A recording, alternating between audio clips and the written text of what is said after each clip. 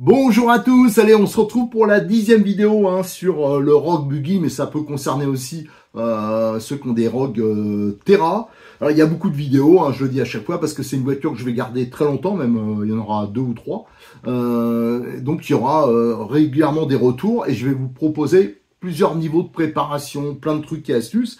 Et l'idée aussi, c'est de l'engager en course. Voilà, ouais, n'ayons peur de rien. Moi, je vais vous montrer qu'en partant d'une voiture pas chère, on peut s'amuser dans une amicale et pas être ridicule. Ça, c'est le défi qu'on va se lancer. Et j'ai aussi le projet, il a évolué. Je vais faire un 4-2.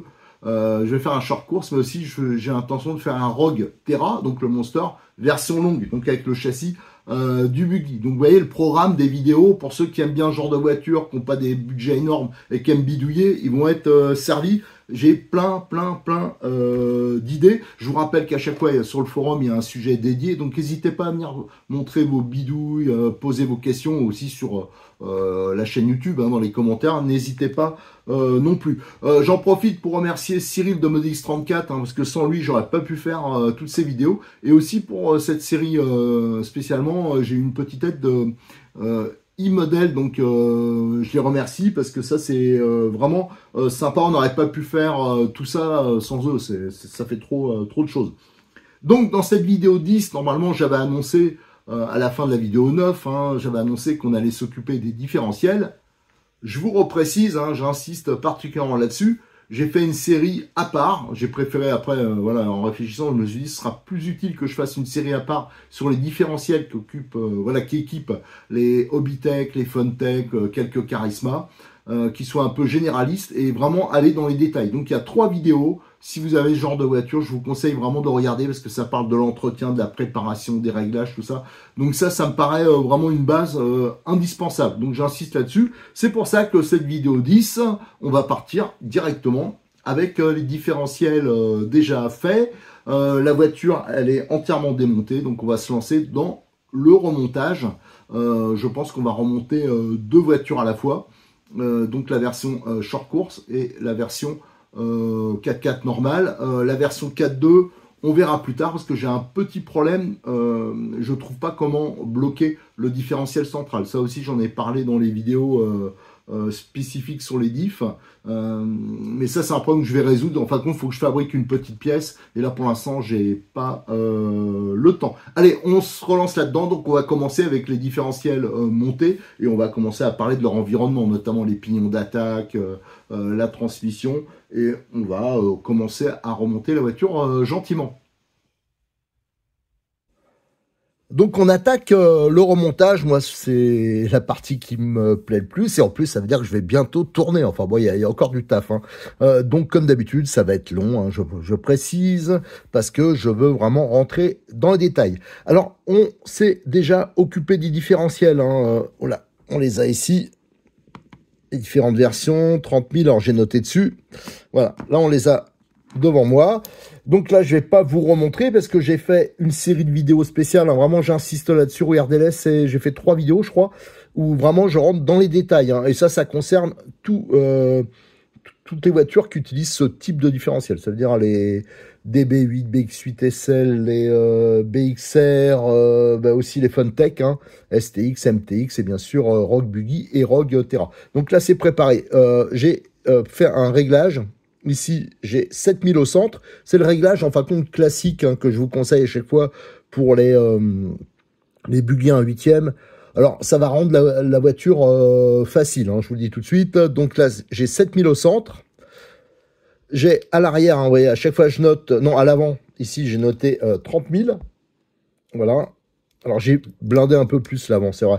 Et 3000 à l'arrière. Voilà. Bon, je ne m'en rappelais pas. En fin de compte, j'ai mis classique. Ça veut dire à l'arrière, c'est 3000. C'est celui que je mets sur les NXT, par exemple. J'ai mis 7000 ici, pareil. C'est ce que je mets sur le NXT. Et par contre, j'ai blindé à l'avant parce que la voiture, quand j'ai fait les essais, j'ai trouvé qu'elle était déjà bien directive.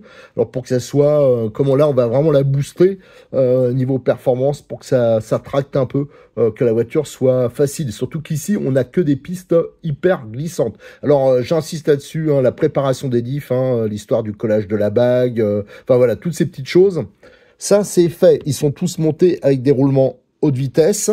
Je rappelle aussi que là, j'ai les roulements 5-10-4 qui sont prêts. Ça, c'est pour les roues, pour la transmission.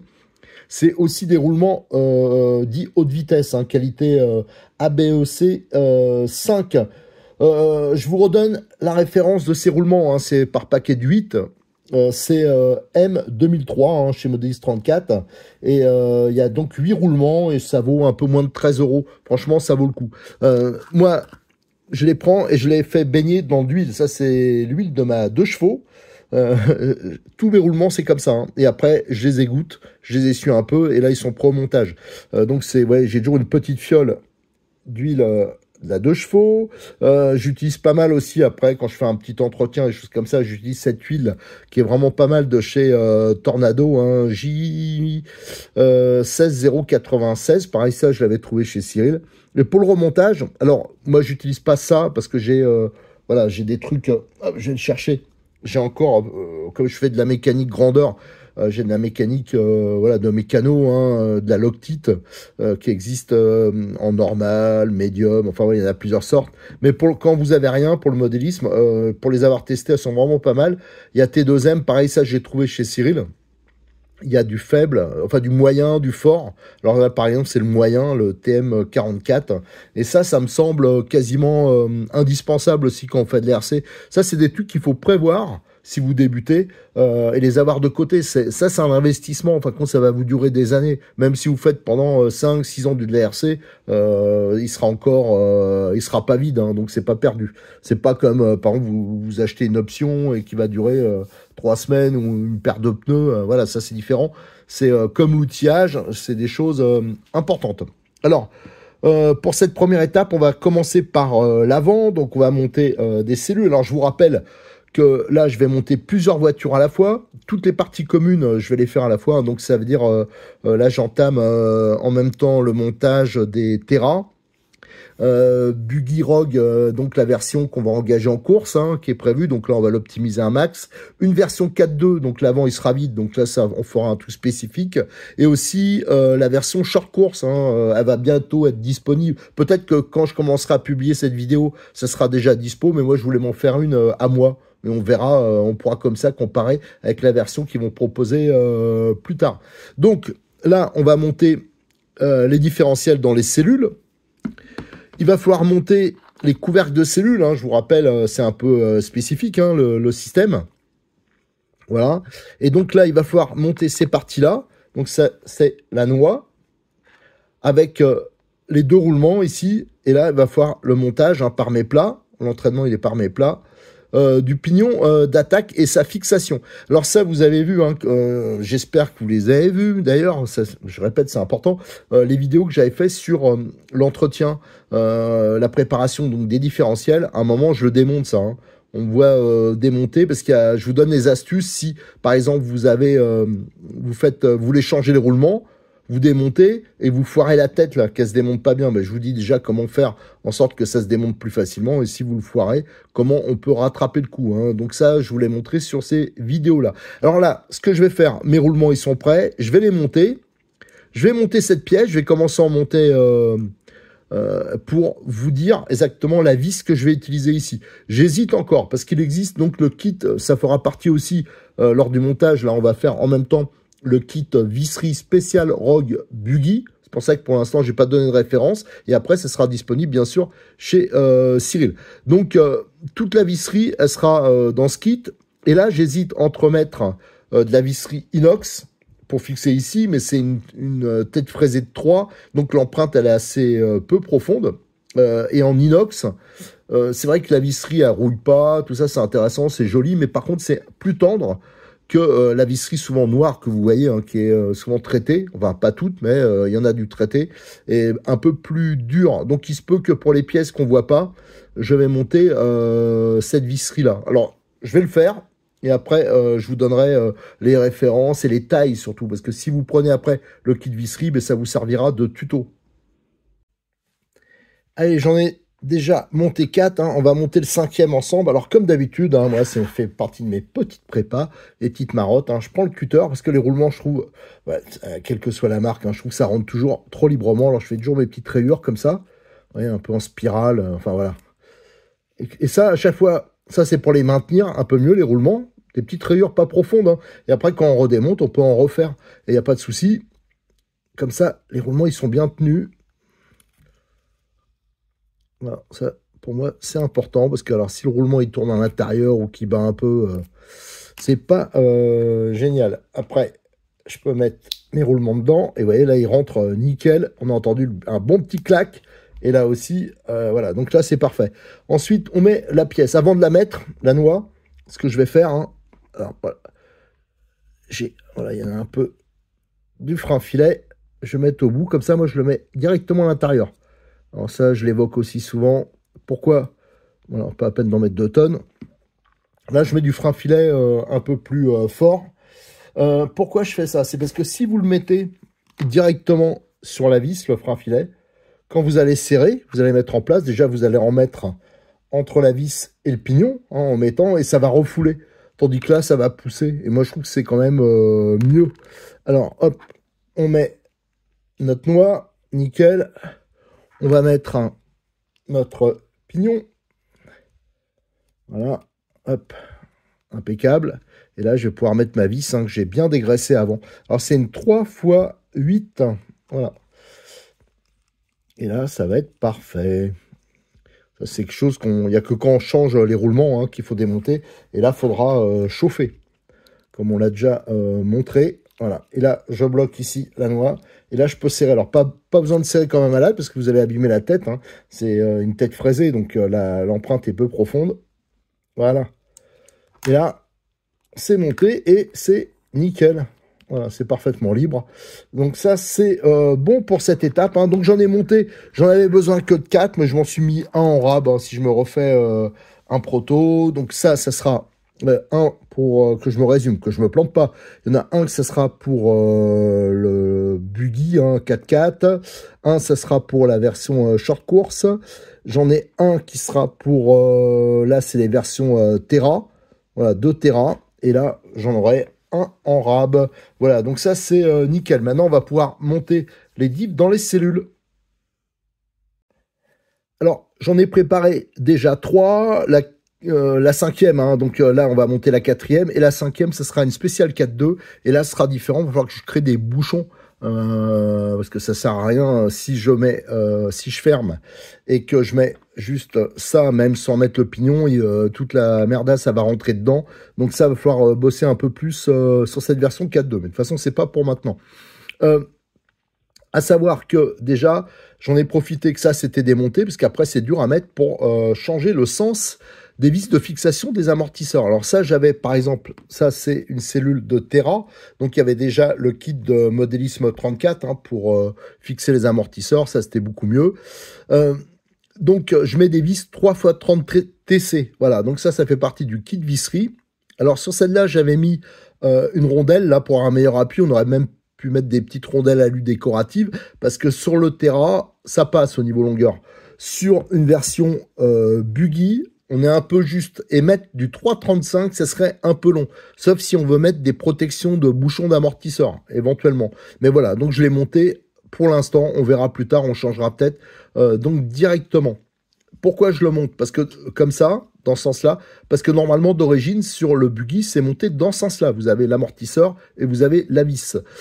Et moi je trouve que c'est pas l'idéal, parce qu'à chaque fois en plus quand on démonte, voilà, on fait le filetage, hein, donc au bout d'un moment il risque d'être trop libre, tandis que là c'est avec un knee stop.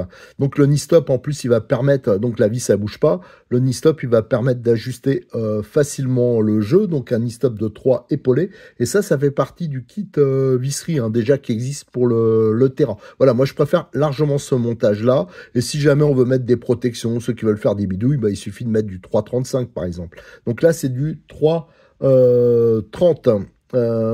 Il faut le faire à ce moment-là, parce que une fois que c'est monté sur la voiture, pour changer la vis, là, c'est quand même bien plus compliqué. Donc, allez, on va monter ça. Donc là, je les ai tous préparés comme ça, avec les 330. On le met en place.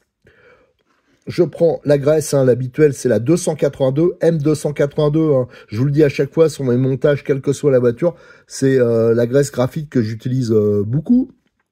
Voilà, c'est vrai qu'on aurait pu le mettre sur le pignon d'attaque aussi. Bon, enfin, c'est pas grave. Là, je vais en mettre... Voilà, pas à peine d'en mettre 3 tonnes non plus. Voilà, de toute façon, ça va se répartir après. Voilà. Et là, on va pouvoir monter. Donc, je rappelle qu'il y a un pion ici. Voilà, on le voit au fond. Voilà, qui permet de ne pas se tromper de sens. Hein. Donc ça, c'est important. On va mettre notre pièce. On va le fermer. Tiens, celui-là, je ne l'ai pas bien ébavuré. Je vais mettre celui-là. Pensez à ébavurer. Hein. Donc là, je l'ai ébavuré ici. Voilà, il y a des petits trucs de moulage qui restent. Donc, pensez à les retirer. Voilà, et on met comme ça. Tiens, bah, tu vois, il en reste encore un peu là. Attendez, alors est-ce que j'ai le cutter à côté? Ouais, je l'ai là. Je pensais que je les avais tous supprimés et c'est pas le cas. Voilà. Voilà, donc ça c'est nickel. On appuie bien, on fait tourner. Hop, ça répartit tout de suite. Et là, on va mettre, je vais changer aussi les vis d'origine, hein, qui sont des têtes bombées, que j'aime pas. Et on va mettre des têtes cylindriques, et c'est des 3-10, là aussi, les 3x10 qui seront dans le kit visserie. Qui sont même d'ailleurs, je crois, dans le kit visserie actuel. Et voilà, il n'y a plus qu'à serrer. J'approche, avant de faire serrage définitif, des deux côtés. Et là, comme ça, on aura terminé nos cellules. J'en ai 4 de prêtes, donc ça, c'est nickel.